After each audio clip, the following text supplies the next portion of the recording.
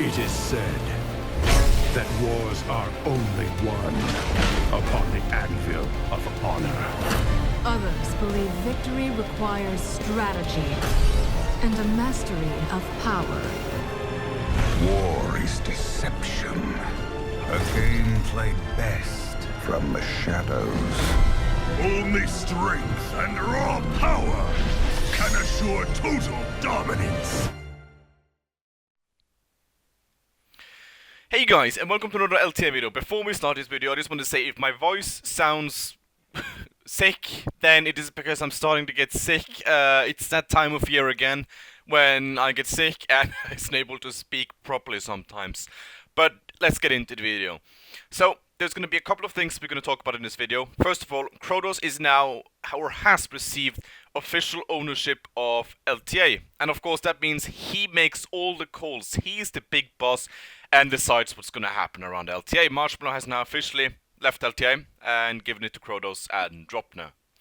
So, the first things we see is going to happen is we have been waiting Liadrin for a long time now, and with the extended map size, or file size, sorry, of multiplayer games to 128, this has been possible, and of course here we have a lovely model. But that's not the main concept we're going to talk about today.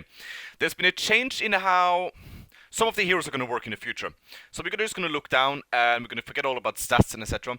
We could tell you how Liadrin is going to be obtainable by capturing Murur as either Alliance or Horde or researching the Blood Knight's Tech 3. That's how you get Liadrin when she arrives in 1.45. But if we scroll down, you can see there's a lot of skills there. Lots of skills. So we're gonna read them all. Which is the first Q, Templar's Verdict, 55... No, we're not going to read the numbers, sorry.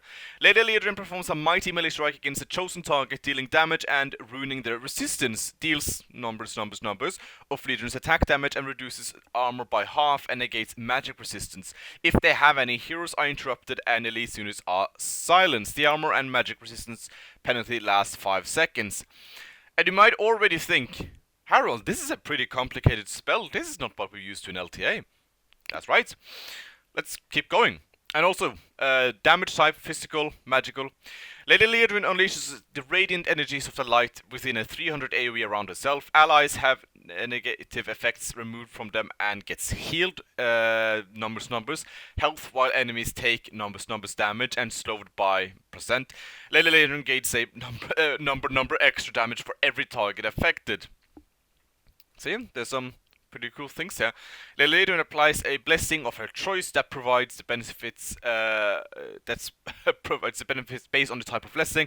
The blessings are chosen via spellbook. All 3 abilities go on cooldown when one of them is cast, and these are the blessings. So you have the wisdom, might, and protection. So you can, in some way, see this as this is a Q, this is a W, this is the E, and then it's the ultimate. These 3 are blessings which you can choose.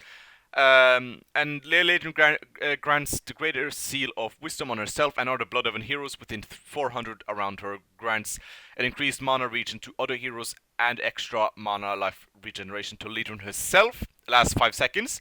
Might, which, same thing with the thing here, grants extra damage to heroes. Lady Liadrin receives in percented extra damage and 25% extra attack speed instead, and lasts blah blah blah blah.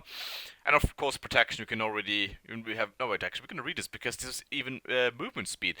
Lady Liadrin bestows a greater seal of kings upon herself and other Blood-Oven heroes within 400 around her, grants 10% extra movement speed and 5, 10, 15, 20% damage reduction. Lady Liadrin receives a 30% movement speed and temporarily invulnerable instead.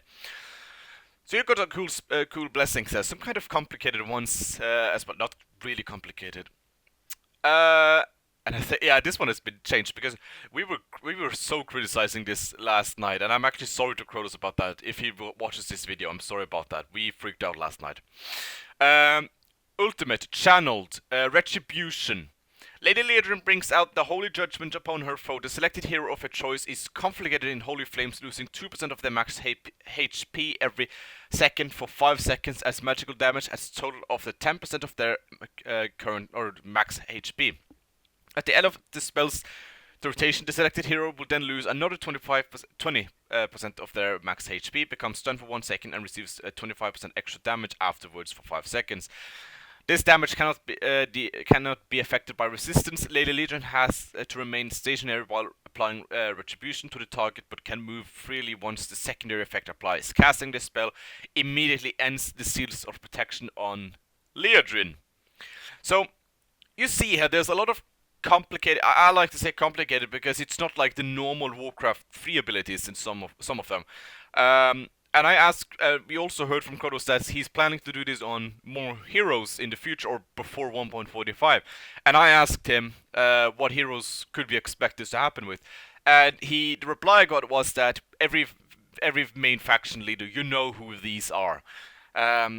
So this means that before 1.45 we might see a lot of heroes get kind of cool spells, really. Kind of cool and original spells for them, and if you have to go through every main faction leader, then Arthas would get another, reskills basically. Although he's pretty cool already, I liked him. Sylvanas would get one. Not sure about the Legion, about the Dreadlords, because you know there's 3 of them. I don't know which is the main one, to be honest. Ronin would get a change. Trolls is hard too. I think it would be Hex who would probably get a new one, maybe not. Maybe Sultan? I actually don't know. Either Gorn or Drekthar for the Horde. Magtheridon perhaps for Dark Horde. Maybe. Kel'Thuzad for Cult of the Damned. Alexandros for Silverhand, probably. King Magni Bronzebeard for the Dwarves. Have I missed someone? Not Necros, but Morgor for Dragonmark clan. I think we actually covered them all up pretty nicely now. So, I think those are the main faction leaders. And we're probably going to see some kind of changes to them in the future before 1.45 arrives. That's what I'm thinking, at least. That's all the main faction leaders I could think of.